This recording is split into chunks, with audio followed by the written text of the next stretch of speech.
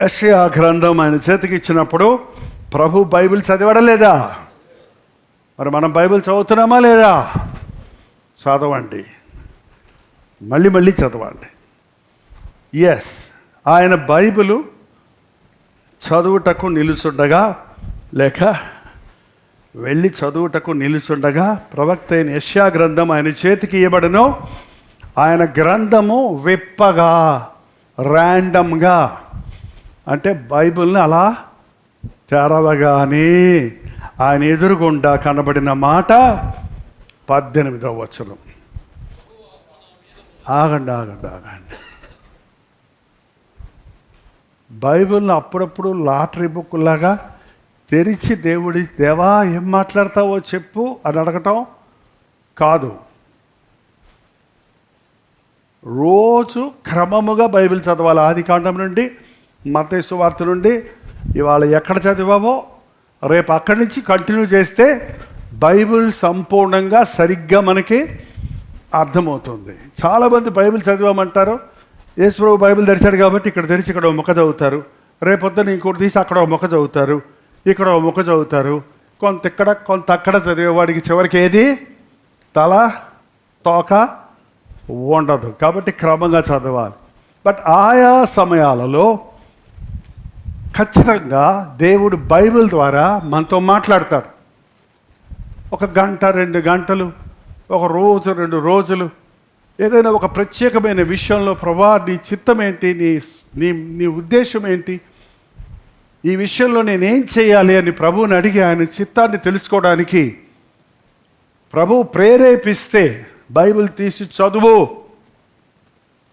నేను రక్షించబడ్డ కొత్తలో నా తలంపుల మీద జయం లేకుండా ఉండింది. రక్షించబడ్డ 1 year లోపు పాతవి గుర్తొస్తుండే.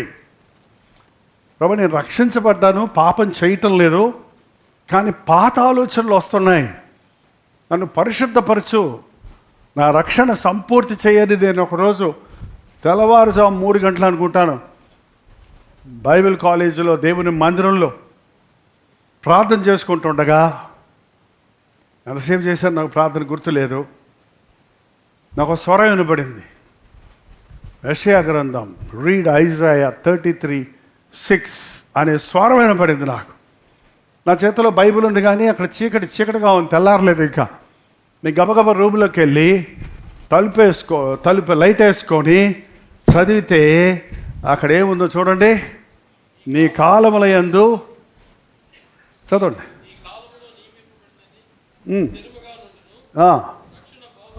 రక్షణ బాహుల్యమును బుద్ధి జ్ఞానముల సమృద్ధియు.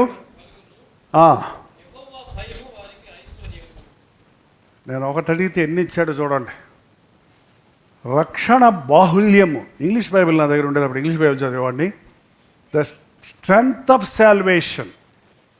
ఇంగ్లీష్ బైబిల్ ఏముందంటే I will give you the strength of salvation, the wisdom and the knowledge and the fear of the Lord will be your treasure.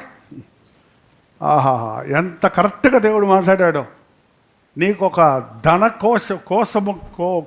ఏమంటాం దాన్ని, పొక్కిసముగా నీకు బుద్ధి జ్ఞానాలను, దైవ భయాన్ని, రక్షణ శక్తిని, రక్షణ బాహుల్యమును, strength of salvation I'm giving అని చెప్పాడు. నిజంగా ఈ రోజు వరకు దేవుని కృపలో ఎంత మినిస్ట్రీ చేసుకుంటూ పోతున్నానంటే దేవుడిచ్చిన పొక్కిసం నాకు ఉంది కాబట్టి అందులో నుంచి ఆయన కృపతో లాక్కుని వాటిని వాడుకుంటున్నాం అలానే. అందుకని ఆయా సమయాలలో దేవుడు బైబిల్ ద్వారా మనతో మాట్లాడతాడు. కాబట్టి అప్పుడు మీరు బైబిల్ తెరిచి చూడవచ్చు. కన్నులు కరెక్ట్గా మీ కన్నులు ఆ పాయింట్ మీదే పడుతుంది. మనందరికీ తెలుసు ఆల్ఫ్రెడ్ జార్జ్ గారు అని ఒక సహోదరుడు ఉండేవారు. వారి సత్యమణి నిరీక్షణ జార్జ్ గారు. ఆయన తమిళ, ఆయన ప్రభువుకు సమర్పించుకొని సేవలో ఉన్నాడు. ఆయనకి 2 కళ్ళు కనబడవు. మంచి గొప్ప దైవజనుడు, కళ్ళు లేకపోయినా ఆధ్యాత్మిక నేత్రాలను దేవుడు తెరిచాడు. అన్ని కుటుంబంలో నుంచి ప్రభు కొరకు లేచాడు ఆయన. ఆమె ఒక నర్సింగ్ చేస్తున్నప్పుడు ఆమె దేవునికి సమర్పించుకుంది. దైవజనుడిని పెళ్లి చేసుకోవాలని దేవుడు ప్రేరేపణిస్తే ఒక దైవజనుడిని పెళ్లి చేసుకొని నేను సేవ చేస్తాను నిబంధన చేసుకుంది. ప్రార్థన చేసుకుంటా ఉందట. ఆయన చెన్నై, ఆమె గుంటూరులో ప్రార్థన చేసుకుంటుంటే గుంటూరులో ఒక మీటింగ్కి ఆయన ప్రసంగం చేయడానికి వెళ్ళాడు. ఈమె ఆ మీటింగ్లో కూర్చొని ఉంది. కూర్చొని ఉన్నప్పుడు ప్రసంగం వింటున్నప్పుడు ఆ విషయం ప్రార్థన చేసుకుంది, ప్రసంగం వింటుంది. ఇతడే ఆ మనుష్యుడు, ఇతడే ఆ మనుష్యుడు, ఇతడే ఆ మనుషుడు వినపడుతుందట. ఎవరు పిలుస్తున్నారని వెనక్కి తిరిగి చూస్తుంటే ఎవరు పిలవటం లేదు ఆమెని, ఎవరు మాట్లాడతలేదు అక్కడ. ఏంటి ఎలా వస్తుంది? ఇతడే నేను కోరుకున్నవాడు అంటే ఏంటి అర్థం కాలేదు ఆమెకి. అర్థం కావట్లేదు, అర్థమవుతుంది. ఏంటి ఇతను నన్ను పెళ్లి చేసుకోమంటున్నాడా ఏంటి దేవుడు? నేను సేవకుడిని చేసుకుందాం పెద్ద త్యాగం అనుకుంటుంటే కళ్ళు లేని సేవకుడిని నేనట చేసుకుంటా. ఎందుకు చేసుకుంటాను నేను? కళ్ళు లేని ఎట చేసుకునేది నేను?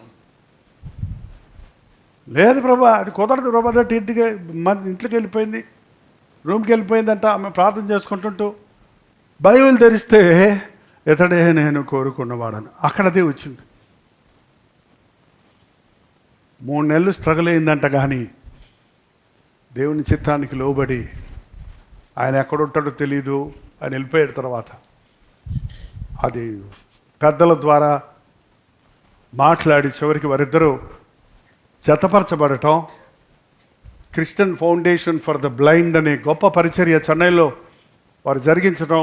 ఈ మధ్య వారు ప్రభు సన్నిధికి వెళ్ళిపోయారు, ఆల్ఫ్రెడ్ జార్జ్ గారు. కానీ ఆమె వాళ్ళ కుమారుడు ఆమె ఆ పరిచర్ని ఇవాళ వరకు కొనసాగిస్తున్నారు. కొన్నిసార్లు దేవుని చిత్తం కొంచెం చేతుగా ఉండొచ్చు, కొంచెం కష్టంగా ఉండొచ్చు. దేవుని చిత్తం మన లాభం కోసం కాదు దేవుడు చెప్పేది, తన రాజ్య విస్తరణ కొరకు చెప్తాడు. అది మనకిష్టమైన కష్టమైన దేవుని చిత్తానికి లోబడితే మన ద్వారా అనేకులకు ఆశీర్వాదకరంగా మారుతాం. దేవుని చిత్తం తెలుసుకోవాలన్నది మన సహవాసంలో మాటి మాటికి చెప్తున్నాం. మీరు చేసే ఏ పనైనా, సేవ అయినా, పెళ్ళైనా, ఇల్లైనా, ప్రయాణాలైనా దేవుని చిత్తం తెలుసుకోండి అంటే ఎలా తెలుసుకోవాలని చాలామంది తెలియటం లేదు. అందుకనే మీ చేతుల్లో బైబిల్ ఉంటే అదే మీ నిఘంటువు, అదే మీకు డిక్షనరీ, అదే మీకు గూగుల్ మ్యాప్. ఇప్పుడు గూగుల్ మ్యాప్లోకి వెళ్తారు, ఏది కావాలన్నా కదా, బైబిల్లోకి వెళ్ళండి. దేవుని చిత్తం తెలుస్తుంది, దేవుని ఉద్దేశాలు తెలుస్తాయి, దేవుని ప్రణాళికలు తెలుస్తాయి. ఇప్పుడు ప్రభు తెరవగానే ఆయన కన్నులు పడ్డ వచనం చదువుదాం. ప్రభు ఆత్మ నా మీద ఉన్నది, బేదలకు సువార్త ప్రకటించుటకై ఆయన నన్ను అభిషేకించను, చెరలో ఉన్న వారికి విడుదలయు, గుడ్డి వారికి చూపును కలుగునని ప్రకటించుటకు, నలిగిన వారిని విడిపించుటకు, ప్రభు హితవస్త్రము ప్రకటించుటకును ఆయన నన్ను పంపి ఉన్నాడు అని వ్రాయబడిన చోటు ఆయనకో దొరికెను. హల్లెలూయా. ఆయన గ్రంథమును చుట్టి పరిచారకునికి ఇచ్చి కూర్చుండెను. సమాజ మందిరంలో ఉన్న వారందరూ ఆయనను తేరి చూడగా ఆయన నేడు మీ వినికిడిలో ఈ లేఖనము నెరవేరిందన్నది వారితో చెప్పసాగాను. అప్పుడు అందరూ ఆయన గురించి సాక్ష్యమిచ్చుచు ఆయన నోటి నుండి వచ్చిన దయగల మాటలకు ఆశ్చర్యపడిరి. ఓకే, ఇక్కడ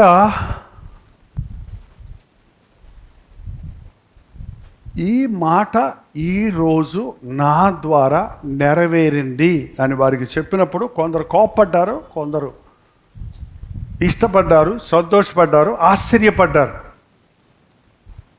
యెషయా ప్రవచించిన ప్రవచనాలలో అనేకమైన ప్రవచనాలు నెరవేరాయి.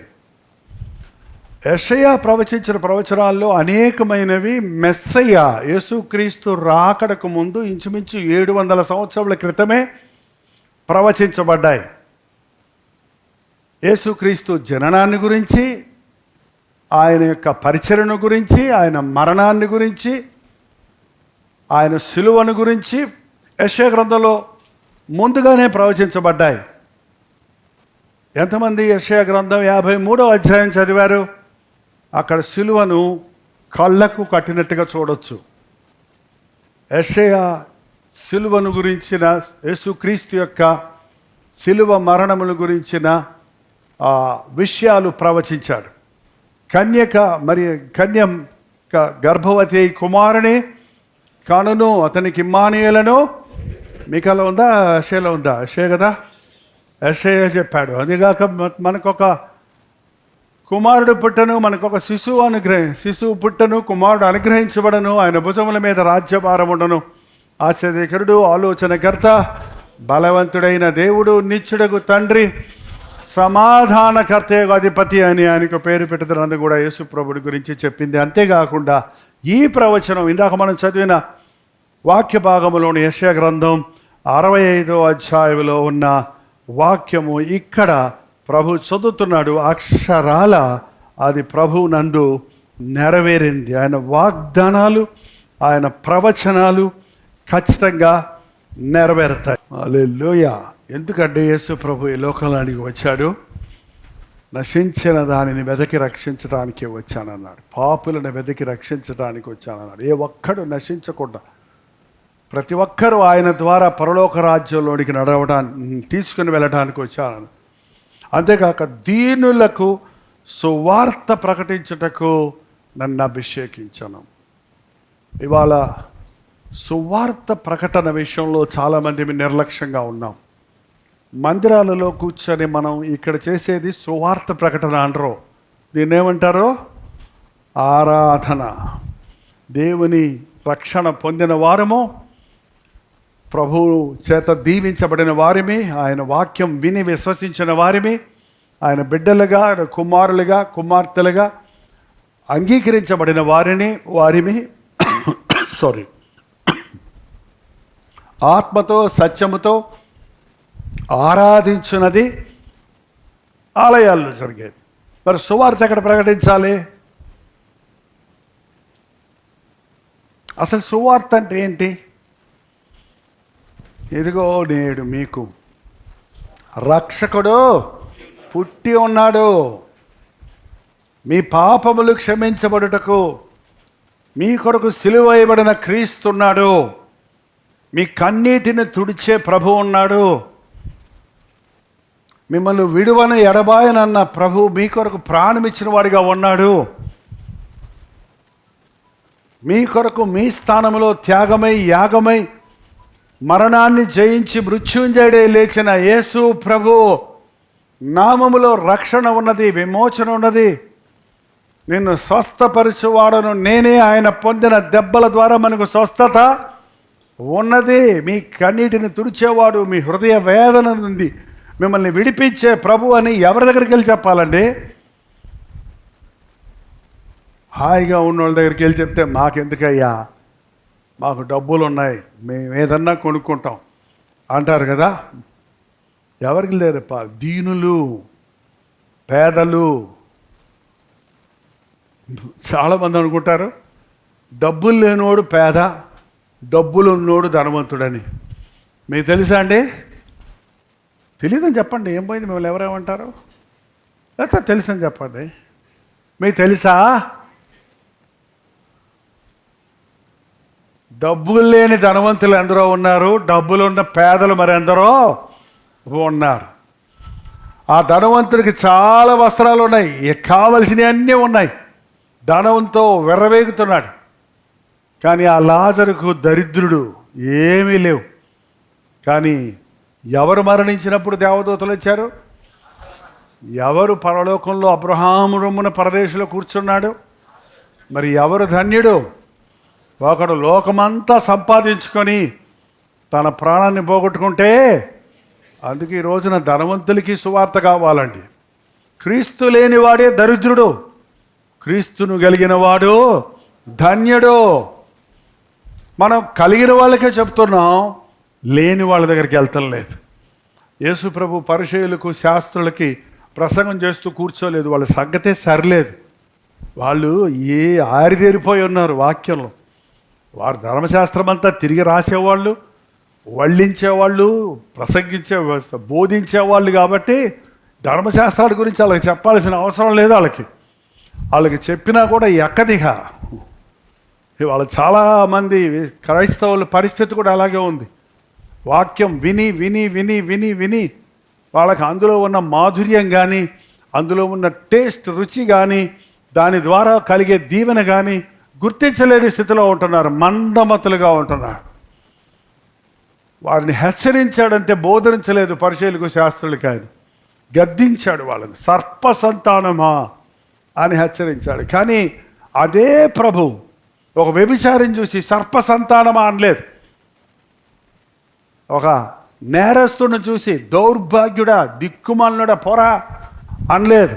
ఏమన్నాడంటే, యేసుప్రభు పక్కనే ఉన్న నేరస్తుడు, చాలా క్యాపిటల్ పనిష్మెంట్ అది సిలువ వేయబడటం అని. చాలా హత్యలు, కూనీలు, ఘోరమైన పాపాలు చేసిన వాళ్ళు. యేసు నీ రాజ్యంలో నన్ను జ్ఞాపకం చేసుకో అని అంటే ఏమన్నాడండి, ఏంద్రా నా శిష్యులకే లేదు, నీకెట్లా వస్తుంది? యోధా ఇస్కరియోతే నరకానికి పోయాడు, నిన్నెట్ట పరలోకం తీసుకెళ్ళేది అన్నాడా? ఏంటండి నీ ఇష్టం వచ్చినట్టు బతికి ఈ లాస్ట్ మినిట్లో మళ్ళీ నన్ను జ్ఞాపకం చేసుకోమంటావా అన్నాడా?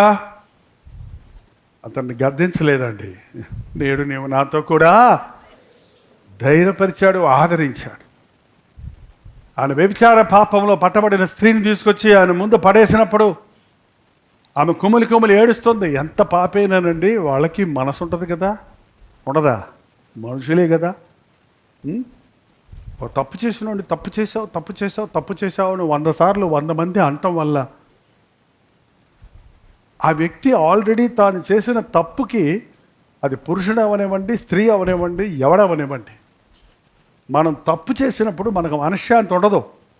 మనం తప్పు చేసినప్పుడు మనలో ఉన్న మనస్సాక్షి మనల్ని గద్దిస్తుంది. మనం తప్పు చేసినప్పుడు మన సంగతి మనకు తెలుసు, కుమిలిపోతూ ఉంటాం. అటువంటి వారిని ఇంకా నువ్వు నేరాలు మోపితే అది ఎంత వేదన అవుతుంది. మనుషులందరూ అలాగే చేస్తారండి. నీ మొహం నాకు చూపించకపో అంటారు. అరే ఇప్పుడే కదా మొహం చూపించాల్సింది, తప్పు చేసింది ఇప్పుడు ఎక్కడ చూపించుకుంటావు? కన్న తల్లివి నువ్వే మొహం చూపించొద్దంటే, కన్న తండ్రివే నువ్వు గడపెక్కొద్దరా అంటే, వాడు తప్పు చేసిన దానికి, వాడి యవ్వన కాలంలో వచ్చిన శోధనలకి, సాతాను ప్రేరేపణలకు నువ్వు నిజంగా ప్రార్థించే వ్యక్తివై ఉంటే, నువ్వు సరిగా మొదటి నుంచి దేవుని భయంలో పెంచుంటే అసలు ఆ స్థితి రాదు. నువ్వు నిజమైన విశ్వాసం అయితే, నీ కుమారుడు లేక నీ కుమార్తె తప్పు చేస్తే అది నీ తప్పు కూడా అందులో ఉంది, సగం భాగమైన కనీసం అని గ్రహించాలి. కానీ వాళ్ళు అది లేదు. మనం తప్పులెన్నువారు తండోపతండములు, తప్పులెన్నువారు తమ తప్పులు ఎరుగరయ్యా. విశ్వదాభిరామ విశ్వకేశి తోమ అన్నాడట. తప్పులు మాత్రం ఎన్నేవాళ్ళు. కానీ యేసు ప్రభు తప్పులు ఎన్నలేదండి. తప్పులు చేసిన వారిని క్షమించడానికి వచ్చి తప్పులు ఒప్పించాడు. కానీ తప్పులు క్షమించాడు. తప్పులు ఒప్పించాలి. మనం తప్పుల్ని మస్కా కొట్టకూడదు. తప్పుల్ని పోనీలే బాబు చదవలేదులే అంటే అది గారాబం చేయటం అవుతుంది. తప్పుని సమర్థించాం, మనం తప్పుని ఖండిస్తాం. తప్పు చేసిన వ్యక్తిని ప్రేమిస్తాం. యేసు ప్రభు మనల్ని ప్రేమిస్తున్నాడు, మన పాపాన్ని అసహించుకుంటున్నాడు. పాపం చేశాం కాబట్టి మనల్ని అసహించుకుంటే ఈ లోకంలో ఒక్కడు కూడా దేవుని రాజ్యానికి యోగ్యులమో కాలేము. తప్పులో ఉన్న వారికి ఒక శుభవార్త, నిన్ను క్షమించే దేవుడు ఉన్నాడు, నీ పాపము నుండి నిన్ను విడిపించే ప్రభువు ఉన్నాడు.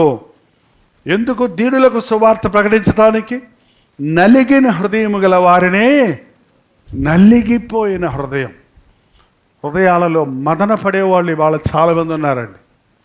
హృదయంలో తమను తాము క్షమించుకోలేని పరిస్థితుల్లో చాలామంది ఉన్నారు. నాకు తెలీదు మీకు అలాంటి అనుభవాలు ఉన్నాయో లేవో. మీరు ఒక తప్పు చేసినప్పుడు, మీరు ఒకరిని బాధ పెట్టినప్పుడు, లేక మీరు ఒక పాపంలో పడ్డప్పుడు, ఒక శోధనకు లొంగినప్పుడు, దేవునికి వ్యతిరేకంగా బ్రతికినప్పుడు, మీ జీవితంలో దాని పర్యవసనాలు, దాని యొక్క ప్రభావం అనుభవిస్తున్నప్పుడు మీ గుండెల్లో ఆ బాధ, ఆ వేదన, ఆ నలిగిన స్థితి, ఆ కుమిలి ఏడుస్తూ ఉండటం. కొంతమంది మనుషుల ముందు కనబడరేమో కానీ వారి గుండెల్లో కృంగిపోయి ఉంటారు. యేసయ్య ఒక్కడే అలాంటి హృదయాలు అర్థం చేసుకోగలరు. నలిగిన వారిని, కృంగిన వారిని బలపరచుటకు, దృఢపరచుటకు, బలపరచుటకు, వారిని ఆదరించడానికి లోకంలోకి వచ్చాడు. ఎప్పుడు మనల్ని విడువని ఎడబాయని దేవుడు. చేయి పట్టుకొని రా అంటున్నాడు. ఎందుకు? నిద్రపోవటానికి కాదు. నేను ఏం చేస్తున్నానో మీరు అది చెయ్యండి. ఏం చేశాడు యేసయ్య? గ్రామం తిరిగి సువార్తను, నానా విధమైన రోగులను, దెయ్యములు పట్టిన వారిని విడిపించాడు. పరలోకపు సంగతులను బోధించాడు. ఈ రోజున క్రీస్తు రక్తంలో కడగబడ్డామని చెప్పే ప్రతి ఒక్కరూ, ఒకప్పుడు బంధకాల్లో ఉన్న నన్ను దేవుడు విడిపించాడు తాగుబోతుగా ఉన్నప్పుడు అని చెప్పేవారు తాగుబోతుల మధ్య సేవ చేయాలండి. యేసయ్య చేసిన పని నువ్వు నేను చేయాలన్నది ఆయన పనిగా ఉంది మనకు. అందుకనే ఆయన మన చేయి పట్టుకొని నడిపిస్తున్నాడు. యెహోవా నాకు, నేనే నీతి విషయంలో నిన్ను పిలిచి నీ చేయి పట్టుకొని ఉన్నాను, నిన్ను కాపాడి ప్రజల కొరకు నిబంధనగాను అన్యజనులకు వెలుగుగాను నిన్ను నియమించి తిని. లేచలబడి ప్రార్థన. పరిశుద్ధుడా, ప్రేమగల తండ్రి, మాకు అన్ని విషయములలో మాదిరిగా ఉన్న దేవా, వాడుక చొప్పున దేవుని మందిరంలోనికి వెళ్ళి దేవుడిని ఆరాధించాలన్నది మరొకసారి మాకు గుర్తు చేసినందుకు వందనములయ్యా. మా తెలుగు వారిలో చాలామంది ఇంకా త్రాగుడుకు బానిసలై ఉన్నారయ్యా. అయ్యా అయ్యా, అట్టి వారిని ప్రేమతో ప్రభు వైపు తిప్పగలిగిన భాగ్యమును కన్నీటితో నీ పాదాల దగ్గర మొరపెట్టి విజ్ఞాపన చేసి విడిపించగలిగిన కృపలను మాకు దయచేయము. ఏదైనా నీ కొరకు చేయాలని, ఇంత చేసిన నా యేసయ్య కొరకు ఏదైనా చేయాలని ఆశ మాకు దయచేయి తండ్రి. ఇంత ప్రేమను ప్రభు దగ్గర నుంచి పొందిన నేను కొంతైనా ఇతరులకు పంచాలని ఆసక్తి మాకు దయచేయ్యా. ఎంత నిమిత్తమై మమ్మల్ని ఏడుకున్నావో, కోరుకున్నావో, ఆ తలంపులు మా పట్ల నెరవేరుటకు సహాయం చేయము. నీ తోడు, నీ అభిషేకంతో నిన్ను మహిమపరచుటకు మా ఒక్కొక్కరికి నీ సహాయం చేయమని ప్రార్థనాత్మను మాకు అనుగ్రహించి యేసుక్రీస్తుని అడుగు జాడల్లో నడిచే కృపలను మాకు దయచేయమని క్రీస్తు నామములో అడుగుచున్నాము తండ్రి, ఆమేన్. హల్లెలూయా. బెంగళూరు పరిసర ప్రాంతాల్లో ఉన్న వారికి శుభవార్త.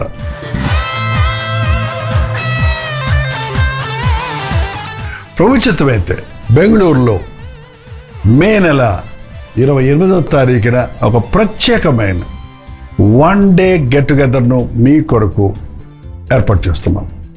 మధ్యాహ్నం 2 గంటల నుంచి 5 గంటల వరకు, 6 గంటల నుంచి 9 గంటల వరకు జరిగే ఈ 2 సెషన్స్లో పాల్గొని దైవాశీర్వాదాలు పొందండి. బెంగళూరు నుంచే కాకుండా చుట్టుపక్కల ఉన్న అనేక ప్రాంతాల నుండి, అటు ఆంధ్ర నుండి, ఇటు రాయలసీమ నుండి మీలో అనేకులు ప్రతిసారి గెట్ టుగెదర్కి వస్తున్నారు. ప్రభు మీకు చేసిన మేళ్లను గురించి చెప్తున్నారు. మీ భారాలు పంచుకొని మీ కొరకు వ్యక్తిగతంగా ప్రార్థించడానికి, మిమ్మల్ని ముఖాముఖిగా చూడటానికి అవకాశం కలిగజేస్తున్నారు. సోషల్ మీడియా ద్వారా, టెలివిజన్ ద్వారా వాక్యం మీద మేలు పొందుతున్న మిమ్మల్ని ముఖాముఖిగా చూడాలని, ఆధ్యాత్మికంగా బలపరచాలని బెంగళూరు వస్తున్నాం. ఈ 1 డే గెట్ టుగెదర్ దేవుని సన్నిధిలో మనం గడుపునట్లుగా, దేవుని ఆత్మ కార్యాలు చూచినట్లుగా, ఆయన సందేశాన్ని విని ఆనందించినట్లుగా రండి, పాల్గొనండి. మరి ముఖ్యంగా ప్రార్థించండి. మీ స్నేహితులకి, బంధువులకి అందరికి కూడా తెలియచేయండి. ఈసారి చిరునామా మారింది, గమనించండి. Jesus calls prayer tower, Netaji road, Frazer town, near cantonment railway station, Bengaluru. ఇంకా ఈ విషయమై వివరాలు కావాలంటే QR కోడ్ స్కాన్ చేసుకోండి, లేక 8939393939 నెంబర్కి మీరు కాల్ చేయండి. తప్పకొస్తారు కదా. మీ స్నేహితుల్ని, బంధువుల్ని అందరినీ పిలుచుకోండి. మీ కొరకు ప్రత్యేకంగా ప్రార్థన చేయడానికి, దేవుని వాక్యంతో మిమ్మల్ని బలపరచుటకు మేము ఆశిస్తున్నాం. రండి, పాల్గొనండి, దైవాశీర్వాదాలు పొందండి.